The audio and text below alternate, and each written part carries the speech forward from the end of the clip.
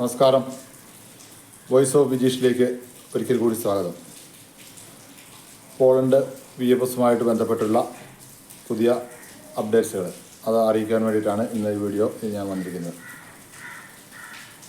ഒത്തിരിയേറെ മാറ്റങ്ങൾ വന്നിട്ടുണ്ട്. നമ്മളെപ്പോഴും പറയുന്നത് പോലെ തന്നെ നിങ്ങളുടെ സംശയങ്ങളോ മറ്റു കാര്യങ്ങളോ ഉണ്ടെങ്കിൽ നമ്മുടെ ഗ്രൂപ്പിൽ ജോയിൻ ചെയ്തിട്ട് അതിനുള്ള മറുപടികൾ നൽകുന്നതായിരിക്കും. 4ാമത്തെ ഗ്രൂപ്പിൻ്റെ ലിങ്ക് ഞാനിവിടെ കമൻറ്റ് ബോക്സിൽ ഇട്ടേക്കാം. അപ്പോൾ ഗ്രൂപ്പിൽ ജോയിൻ ചെയ്യുന്നവർ പ്രത്യേകം ശ്രദ്ധിക്കുക. നിങ്ങളുടെ പ്രൊഫൈൽ പിക്ചറും പേരും എവരിവൺ ആയിരിക്കണം. അത് ഏജൻസിയുടെ ആൾക്കാരും ആർക്കും ആകാം. പക്ഷേ കാര്യങ്ങൾ സുതാര്യമായിരിക്കണം. നിങ്ങൾ ആരാണെന്ന് അവിടെ വ്യക്തമായിട്ട് അറിയാൻ പറ്റണം. അതുകൊണ്ടാണ്. അപ്പോൾ നമുക്കറിയാം, ഇപ്പോൾ പോളണ്ട് നാഷണൽ എംപ്ലോയ്മെൻറ്റ് അതുപോലെ നാഷണൽ സ്റ്റഡി ഇത് രണ്ടും ഇപ്പോൾ ലക്കി ഡ്രോയിലായിരിക്കുകയാണ്. അപ്പോൾ അതുമായിട്ട് ബന്ധപ്പെട്ട് ഒത്തിരി സംശയങ്ങൾ, എങ്ങനെയാണ് പുതിയ സിസ്റ്റം, എങ്ങനെയാണ് കാര്യങ്ങൾ പോകുന്നത്, ഇതിൽ ഒത്തിരിയേറെ സംശയങ്ങൾ ആൾക്കാർക്കുണ്ട്. ഇപ്പോഴും ഈ വിവരങ്ങളൊന്നും അറിയാത്ത പല ഏജൻസികളുമുണ്ട്. ഇപ്പോഴും ബ്ലാക്കിൽ VFSന് ഡേറ്റ് എടുത്ത് കൊടുക്കാമെന്ന് പറഞ്ഞ് ക്ലയൻസിൻ്റെ കയ്യിൽ നിന്ന് 50,000 ഒക്കെ മേടിക്കുന്ന, അഡ്വാൻസ് മേടിക്കുന്ന ഒത്തിരിയേറെ ഏജൻസികൾ. എന്താണ് ഇവിടെ സംഭവിക്കുന്നത്, അല്ല എന്താണ് മാറ്റങ്ങൾ പോലും അറിയുന്നില്ല. ഇവരൊക്കെയോ വേറെ ഏതോ ലോകത്തായിരിക്കുന്ന അവസ്ഥയാണ്. അപ്പോൾ എന്തായാലും നിലവിലുണ്ടായിരുന്ന VFS വഴി സ്ലോട്ട് കൊടുക്കുന്ന ആ ഒരു സിസ്റ്റത്തെ അപേക്ഷിച്ച് വളരെ നല്ല രീതിയിലേക്കുള്ള മാറ്റമാണ് ഇപ്പോൾ വന്നിരിക്കുന്നത് തന്നെയാണ് ഞാൻ മനസ്സിലാക്കുന്നത്. നമ്മുടെ ഗ്രൂപ്പിലുള്ള അനുഭവങ്ങളിലൂടെ തന്നെയാണ് അത് പറയുന്നത്.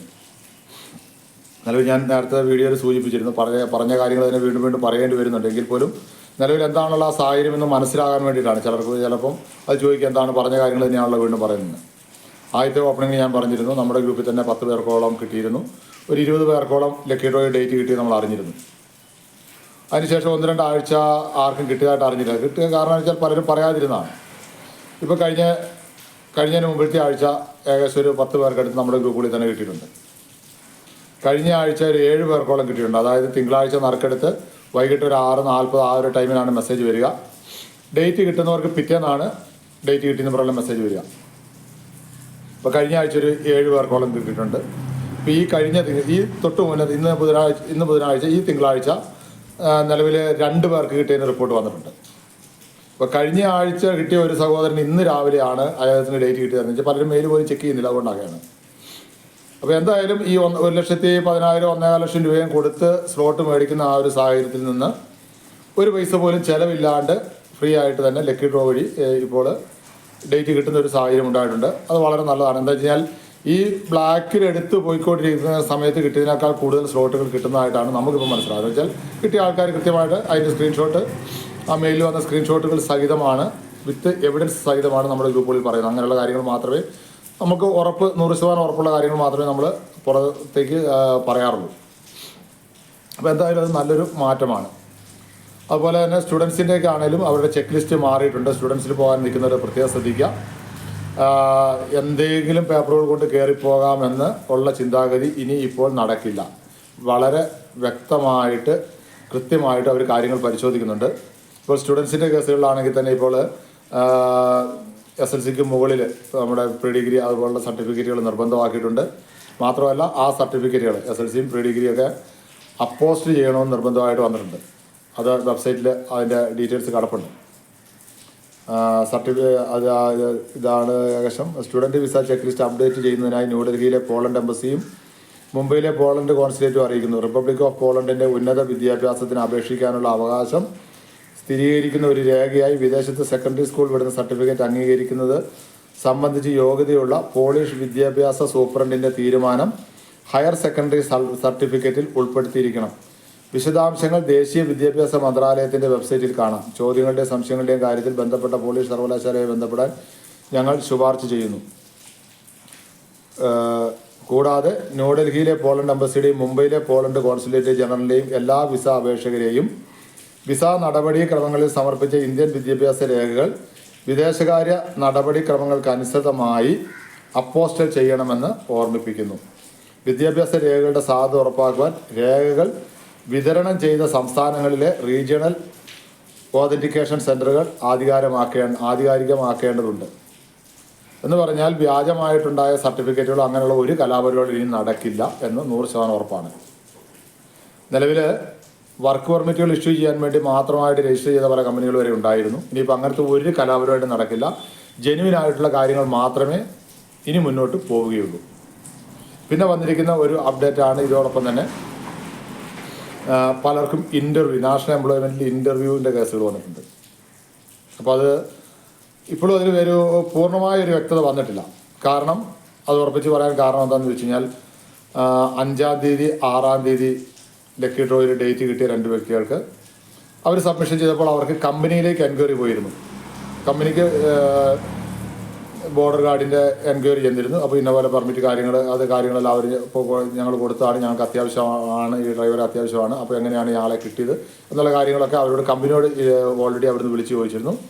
അതിനുശേഷം അവർക്ക് കഴിഞ്ഞ ദിവസങ്ങളിലായിട്ട് ഫസ്റ്റ് റൗണ്ടിൽ തന്നെ വിസ അടിച്ച് വന്നു. അതേസമയം മറ്റ് കൂടുതൽ ആൾക്കാർക്ക് ഇപ്പോൾ അറിയാൻ കഴിയുന്ന 10th റീസൺ അടിച്ച രജിസ്ട്രേഷൻ വന്നുകൊണ്ടിരിക്കുകയാണ്. അപ്പോൾ ഈ 10th റീസൺ അടിച്ച് അവർ നമ്മുടെ ഒരു ആപ്ലിക്കേഷൻ അവിടെ സബ്മിറ്റ് ചെയ്ത് അവരത് ഫസ്റ്റിലെ റിജക്ഷൻ ആക്കുകയാണെങ്കിൽ അവർക്ക് ഇൻ്റർവ്യൂ ഉണ്ടാകുന്നില്ല. പക്ഷേ എന്ന് വെച്ചിട്ട് വിസ അടിക്കുന്ന എല്ലാവർക്കും ഇൻ്റർവ്യൂ ഉണ്ടെന്നല്ല അതിനർത്ഥം. അതുകൊണ്ടാണ് ഞാൻ പറഞ്ഞത് കമ്പനിയിൽ എൻക്വയറി ചെയ്ത ആൾക്ക് ഇൻ്റർവ്യൂ ഇല്ലാണ്ട് ഫസ്റ്റ് റൗണ്ടിൽ തന്നെ വിസ അടിച്ച് കിട്ടിയിട്ടുണ്ട്. അതേസമയം ചില വ്യക്തികൾക്ക് ഇൻ്റർവ്യൂവിന് വേണ്ടി സെൻറ്ററിലേക്ക് നിങ്ങൾ ഏത് ആപ്ലിക്കേഷൻ സെൻറ്ററിലാണോ കൊടുത്ത് ആ സെൻറ്ററിലേക്ക് ചെല്ലാൻ പറയുന്നുണ്ട്. പക്ഷേ പലരും എന്ന് വെച്ചാൽ അവർക്ക് സൗകര്യങ്ങൾ കാര്യങ്ങളെല്ലാം പറഞ്ഞിട്ട് ബാംഗ്ലൂരൊക്കെയാണ് കൂടുതൽ ആൾക്കാർ ഇപ്പോൾ ഇൻ്റർവ്യൂവിന് പോകുന്നത്. ചിലർക്ക് അങ്ങനെ ഇൻ്റർവ്യൂ നടക്കുന്നുണ്ട്. അപ്പോൾ ആ ഇൻ്റർവ്യൂ കഴിഞ്ഞിട്ടുള്ള ആൾക്കാർക്ക് ഇതുവരെ വിസ അടിച്ചതായിട്ട് അറിവ് വന്നിട്ടില്ല. ചിലപ്പം ഉടനെ അടുത്ത ദിവസങ്ങളിൽ വരുമായിരിക്കാം. അപ്പോൾ എന്തായാലും പേപ്പറുകൾ കൃത്യമായി വെരിഫൈ ചെയ്യുന്നുണ്ട്. നേരത്തെ വർക്ക് പെർമിറ്റ് സപ്ലൈ ചെയ്യാൻ വേണ്ടി മാത്രമായിട്ടൊക്കെ രജിസ്റ്റർ ചെയ്ത പല കമ്പനികളുണ്ടെന്നൊക്കെയുള്ള പറഞ്ഞു കേട്ടിട്ടുണ്ട്. ഇനിയിപ്പോൾ അങ്ങനെയുള്ള ഒരു കാര്യങ്ങളും നടക്കില്ല. കമ്പനിയുടെ ഡീറ്റെയിൽ കൃത്യമായിട്ട് എംബസിയിൽ നിന്ന് ചെക്ക് ചെയ്യുന്നുണ്ട്. നമ്മുടെ അക്കോമഡേഷൻ്റെ കാര്യങ്ങൾ കറക്റ്റ് ആയിരിക്കണം. അതോടൊപ്പം തന്നെ നമ്മളുടെ ഭാഗങ്ങളും അവർ കറക്റ്റായിട്ട് ചെക്ക് ചെയ്യുന്നുണ്ട്. അതുകൊണ്ടാണ് നമുക്ക് പലർക്കും ഇൻ്റർവ്യൂവിന് വിളിക്കുന്നത്. അതേസമയത്ത് ഫസ്റ്റ് റൗണ്ടിൽ തന്നെ റിജക്ഷൻ അവരടിക്കുകയാണെങ്കിൽ അവർക്ക് ഇൻ്റർവ്യൂ ഉണ്ടാവില്ല. അവർക്ക് ഫസ്റ്റ് ഇപ്പോൾ എന്താണോ റീസൺ ആ റീസൺ അടിച്ച് റിജക്ഷൻ വരും. ഇപ്പോൾ ഇതുവരെ കണ്ടതിൽ വെച്ചിട്ട് 10th റീസണാണ് മുഴുവൻ അടിച്ച് റിജക്ഷൻ വരുന്നുകൊണ്ടിരിക്കുന്നത്. പിന്നെ ഈ പറഞ്ഞതുപോലെ ചിലർക്ക് അത് വെച്ചാൽ നമുക്കിപ്പോൾ കറക്റ്റായിട്ട് നമ്മുടെ ഗ്രൂപ്പിൽ വന്ന അനുഭവം ഉള്ളതുകൊണ്ട് തന്നെയാണ് പറയുന്നത് ഫസ്റ്റ് റൗണ്ടിൽ തന്നെ കമ്പനിയിൽ എൻക്വയറി പോയിട്ട് ജെന്യുവിനാന്ന് തോന്നിയവർക്ക് വിസ അടിച്ച് കൊടുത്തിട്ടുണ്ട്. ചില വ്യക്തികൾക്ക് ഈ പറഞ്ഞതുപോലെ ഇൻ്റർവ്യൂവിന് ചെല്ലാൻ പറഞ്ഞിട്ട് അവർ VFS സെൻറ്ററിൽ ഇരുന്നിട്ട് അവരെ ഇൻ്റർവ്യൂ ചെയ്യുന്നുണ്ട്. വീഡിയോ കോൾ വഴി VFS സെൻറ്ററിനകത്ത് ഇരുന്നുകൊണ്ട് വീഡിയോ കോൾ വഴിയാണ് അവർക്ക് ഇൻ്റർവ്യൂ നടക്കുന്നത്. ആ ഇൻ്റർവ്യൂ നടന്ന ആൾക്കാർക്ക് വിസ അടിച്ച് ഇനി വന്നാൽ മാത്രമാണ് അതിൻ്റെ സ്റ്റാറ്റസ് എന്താണെന്ന് പറയുക. ഇൻ്റർവ്യൂ നടക്കുന്ന എല്ലാവർക്കും വിസ കിട്ടുന്നുണ്ടോ അതോ അതിൽ റിജക്ഷൻ വരുന്നുണ്ടോ എന്നുള്ള കാര്യങ്ങൾ പറയാൻ പറ്റും. അപ്പം ഇൻ്റർവ്യൂ ഉണ്ട്, പക്ഷേ എന്ന് വെച്ച് എല്ലാവർക്കും ഉണ്ടെന്ന് നമുക്ക് പറയാൻ പറ്റില്ല. കമ്പനിയിൽ എൻക്വയറി പോകുന്നുണ്ട്. ഇപ്പോൾ ജെനുവിനായിട്ട് പേപ്പറുകളുള്ള കാര്യങ്ങളൊക്കെ നടക്കുന്നുണ്ട്. അതുപോലെ നിങ്ങൾ ശ്രദ്ധിക്കേണ്ട മറ്റൊരു കാര്യം, നിങ്ങളുടെ കയ്യിലിരിക്കുന്ന പെർമിറ്റിൻ്റെ കാലാവധി 3 വർഷമുണ്ട്. അതുകൊണ്ട് കുഴപ്പമില്ല എന്ന് ചിന്തിക്കരുത്. നിങ്ങൾക്ക് കമ്പനിയായിട്ട് ഇടയ്ക്കൊന്ന് മെയിൽ അയക്കുകയൊക്കെ ചെയ്യുന്നത് വളരെ നല്ലതായിരിക്കും. എന്നുവെച്ചാൽ ഇപ്പോൾ ഡേറ്റ് കിട്ടിയ ആൾക്ക് ഇപ്പോൾ കമ്പനി വേണ്ടാന്ന് പറയുന്നുണ്ട്. ഞങ്ങൾക്ക് 10-13 മാസമായി ഞങ്ങൾ ഓൾറെഡി വേറെ ആളെ എടുത്തു എന്ന് പറയുന്നവരുണ്ട്. അങ്ങനെയൊക്കെയുള്ള പല കാര്യങ്ങളും ചിലരുടെ ഈ പറഞ്ഞ പോലെ തന്നെ സപ്പോർട്ടിംഗ് ഡോക്യുമെൻറ്റ് ഇപ്പോൾ 10th റീസണൊക്കെ അടിച്ച കമ്പനിയുടെ ഭാഗത്തുള്ള സപ്പോർട്ടിംഗ് ഡോക്യുമെൻറ്റ് വീണ്ടും കൊടുക്കേണ്ടതുണ്ട്. അതും ചില കമ്പനികൾ കൊടുക്കാണ്ട് വരുന്നുണ്ട്. പിന്നെ ഈ പറഞ്ഞ പോലെ തട്ടിക്കൂട്ട് കമ്പനികൾ വെച്ചിട്ട് വർക്ക് പെർമിറ്റ് ഇഷ്യൂ ചെയ്ത കാലത്ത് അവരുടെയൊക്കെ കാര്യങ്ങൾ എല്ലാം കട്ടപ്പോയായിക്കൊണ്ടിരിക്കുന്ന അവസ്ഥയാണ്. അപ്പോൾ ഒത്തിരിയേറെ അപ്ഡേഷൻസ് വരുന്നുണ്ട്. നിങ്ങൾ അതുപോലെ എപ്പോഴും നിങ്ങൾ ശ്രദ്ധിക്കേണ്ട ഒരു കാര്യം, നിങ്ങളുടെ വിസ ആപ്ലിക്കേഷൻ ഫോം നിങ്ങൾ തന്നെ രജിസ്റ്റർ ചെയ്യാൻ ശ്രമിക്കുക. അതിൻ്റെ വീഡിയോസൊക്കെ നമ്മൾ നേരത്തെ പറഞ്ഞിട്ടുണ്ട്. അതിന് കൂടുതൽ ഡൗട്ട് കാര്യങ്ങളുള്ളവർക്ക് നമ്മുടെ ഗ്രൂപ്പിലൂടെ ആ കാര്യങ്ങൾ പറഞ്ഞു കൊടുക്കുന്നുണ്ട്. അത് മറ്റൊരാളെ വെച്ച് ചെയ്യിപ്പിക്കുകയോ നിങ്ങളുടെ ഏജൻസിയെ വെച്ച് ചെയ്യിപ്പിക്കുകയോ ചെയ്ത് കഴിഞ്ഞാലുള്ള കുഴപ്പമെന്ന് പറഞ്ഞാൽ അവർക്ക് ചിലപ്പോൾ ഈ മെയിലുകളോ കാര്യങ്ങളോ ശ്രദ്ധിക്കാൻ പറ്റാണ്ട് വരും. അങ്ങനെ വന്നാൽ ചിലപ്പോൾ എന്താണ് നടക്കുന്നത് ചിലപ്പോൾ അറിയാൻ പറ്റാണ്ട് വരും. അതുപോലെ പലരും പൈസ മേടിച്ചുകൊണ്ട് തന്നെ ഇപ്പോൾ ഈ രജിസ്ട്രേഷനൊക്കെ ചെയ്യുന്നത് കണ്ടിട്ടുണ്ട്. എന്നിട്ട് വന്നില്ല എന്ന് പറഞ്ഞിട്ട് ഒരു സ്ക്രീൻഷോട്ടൊക്കെ ഇടും. അത് നിങ്ങളുടെ രജിസ്ട്രേഷൻ നമ്പർ ആണോ എന്ന് എങ്ങനെ അറിയാൻ പറ്റും? നമ്മൾ അന്യനാട്ടിലേക്ക് പോകുന്നു, അത്യാവശ്യം കുറച്ച് ഇംഗ്ലീഷെങ്കിലും അറിഞ്ഞിരിക്കേണ്ട നമ്മൾ അവിടെ ചെന്ന് കഴിഞ്ഞാൽ നമ്മളെ ഹെൽപ്പ് ചെയ്യാൻ മറ്റാരും ഇല്ലാത്ത നമ്മൾ ഒരു വിസ ആപ്ലിക്കേഷൻ ഫോമോ അല്ലെങ്കിൽ ആ രജിസ്ട്രേഷൻ പോലും നമുക്ക് സ്വന്തമായിട്ട് ചെയ്യാൻ കഴിയില്ല എങ്കിൽ പിന്നെ നമ്മൾ പോകാൻ നിൽക്കണമെന്ന് നിങ്ങൾ ഓരോരുത്തരും ഒന്നുകൂടെ വിശകലനം ചെയ്യുന്നതും വളരെ നല്ലതായിരിക്കും. എന്തായാലും വളരെ നല്ല മാറ്റങ്ങളാണ് എൻ്റെ അഭിപ്രായത്തിൽ ഞാൻ കണ്ടുവരുന്നത്. കാരണം ഇപ്പം നോർത്ത് സൈഡിലേക്ക് ഇപ്പോഴും നമുക്ക് സൗത്ത് സൈഡിൽ ഒരു ദിവസം ഒരു സെൻറ്ററിൽ ഒരു സ്ലോട്ട് വെച്ചാണ് ഓപ്പൺ ആകുന്നത്. പക്ഷേ നോർത്ത് സൈഡിൽ 5-6 സ്ലോട്ട് വരെ ഓപ്പണായ ദിവസങ്ങളുടെ സ്ക്രീൻഷോട്ട് നമ്മൾ കണ്ടിരുന്നു. അപ്പോൾ ഇവിടെ ഈ ഒരു ഉണ്ടായിരിക്കുന്ന ഈ മാൽ പ്രാക്ടീസുകളൊക്കെ നീക്കം ചെയ്തതിന് ശേഷം വളരെ സുതാര്യമായ രീതിയിൽ കൂടുതൽ സ്ലോട്ടുകൾ ഓപ്പൺ ആകുമെന്ന് തന്നെയാണ് നമ്മൾ പ്രതീക്ഷിക്കുന്നത്.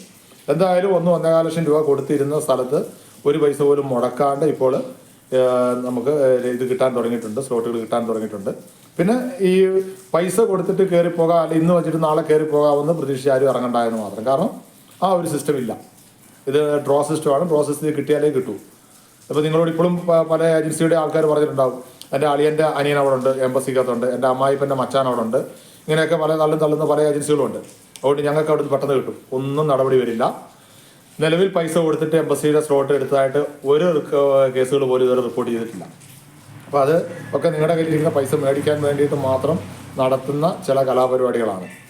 അതുപോലെ ദയവ് ചെയ്ത് പോളണ്ടിൻ്റെയൊക്കെ കേസുകൾ നിങ്ങൾ ദയവ് ചെയ്ത് ഈ പറയുന്ന വലിയ എമൗണ്ട് ഒന്നും ഒരു കാരണവശാലും ഒരു ഏജൻസിക്കും കൊണ്ട് അഡ്വാൻസ് കൊടുത്തേക്കരുത്. നേരത്തെ ഒരു വീഡിയോ ഞാൻ പറഞ്ഞിട്ടുള്ളതാണ്. ആദ്യം ചെല്ലുമ്പോൾ ഒരു രജിസ്ട്രേഷൻ ഫീസ്, പിന്നെ ഓഫർ ലെറ്റർ വന്നെന്നും പറയും, കമ്പ്യൂട്ടറിൽ പേപ്പർ അടിച്ചിട്ട് 50,000, വർക്ക് പെർമിറ്റ് വന്നെന്നും പറയും, പിന്നെ 1.5 ലക്ഷം. ഈ കലാപരിപാടിക്ക് പോകരുത്. മാക്സിമം ഒരു 10 രൂപ അല്ലെങ്കിൽ മാക്സിമം പോലെ 25 രൂപയ്ക്കുള്ള അഡ്വാൻസ് കൊടുക്കാതിരിക്കുക. വർക്ക് പെർമിറ്റ് അതിൻ്റെ അനുബന്ധ പേപ്പറുകളും വന്നു കഴിഞ്ഞ് നിങ്ങളത് കണ്ട് ബോധ്യപ്പെട്ടതിന് ശേഷം വേണമെങ്കിൽ ഒരു 25,000 രൂപ കൂടെ കൊടുക്കാം മാക്സിമം.